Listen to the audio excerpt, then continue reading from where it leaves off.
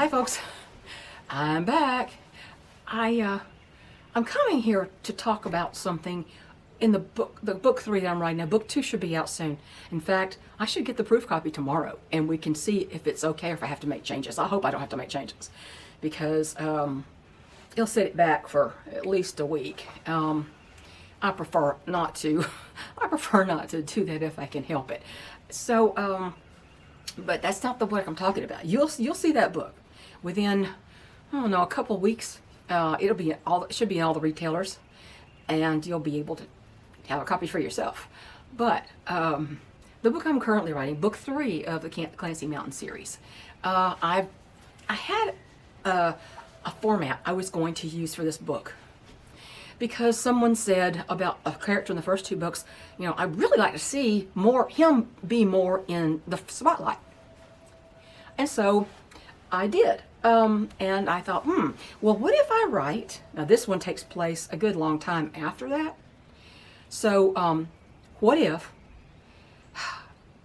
and this is my thinking, why don't I dedicate the first part of the book to the progeny, the daughter, and the second half from his perspective? And that's called point of view. Whoever's head you're in, you know, you're writing it from the point of view. You can write first person, which says, I did this and I did that and I thought this. That would be first person. I'm sure most people know what point of view is. If you've been to elementary school or, you know, if you learn reading, you probably heard about that. Or you can write it from a close third person point of view, or, you know, from the perspective of one person.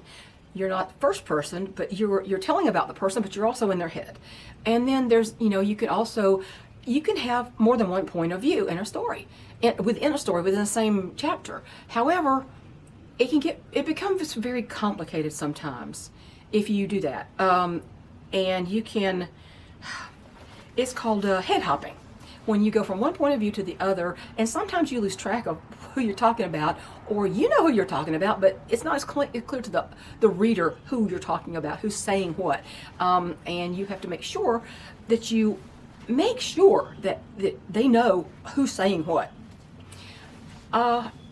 And it can get very complicated when you've got these points of view bouncing off each other, and even to the point that you might lose perspective of it and get confused yourself about who said what.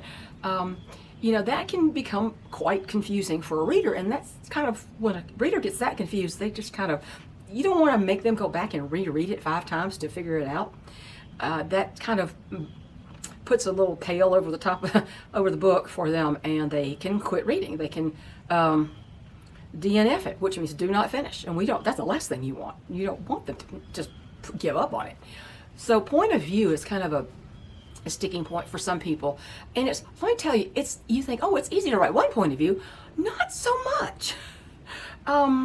Because sometimes you'll have a secondary character, and the point of view character saying something, and the other one is saying something, and then you'll veer into saying what the second one's thinking. And and you have to be careful of that. It's so easy to do, because it just reveal the second person's inner monologue. You can't exactly do that and keep it in one point of view. That's 2 points of view. And if you go in and out of, well, this is from the point of view of this person, and yet you've got other people, and they're saying they think this and they think that, and and you hear it, I don't say it out loud, but you understand what they're thinking because it tells you. That's adding more points of view. So what I was going to do was have the first half one point of view from the daughters, and the second half a different switched point of view to the father, for some of the more critical, dramatic content. Well, there's a problem. The problem with that is there are times when these characters are talking that I would love to have mentioned what the other one was thinking. Not the point of view character, because we always know what they're thinking and what they're saying, but it's the other one. You don't want, it seemed natural to say that they thought, or they saw, or they understood, or whatever it is that shows what they're thinking internally. And it's too easy to fall back into that. That means you are messing up your point of view that you're writing from. Now, saying somebody did something, you know, when this point of view character is not there, it's not the same thing as revealing what they're thinking. That is a point of view, and you really don't want that. The other is just narrative prose. But if you talk about what they think, and not what they're saying they think, but what they actually think, like, boy, that didn't look right, she thought. Not if it's not the point of view character. You can't do that. And I thought,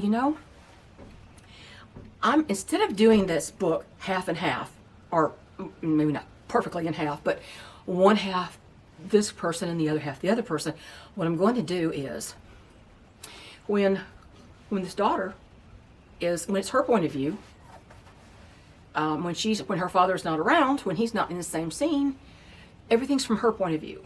When she's not around, like he's with a bunch of adults and they're talking about some critical, important things, then it would be all from his point of view, not from the people he's with, but from his point of view.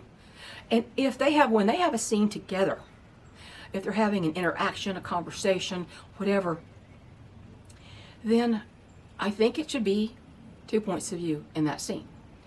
That's the plan. And I think that's going to switch it up, and I think it's going to add emotional resonance. I can do a lot more with that than I can trying to keep them separated. So I hope that makes sense. But anyway, that's all I have to say. Think about when you're writing, whose point of view are you saying? Who is this thought? Who is this person? What is this what they're thinking, or is this what somebody else is thinking? Or are you doing 2 points of view, or 3 or 4, and getting confused? So that's it. That's all I want to say today. Stay tuned.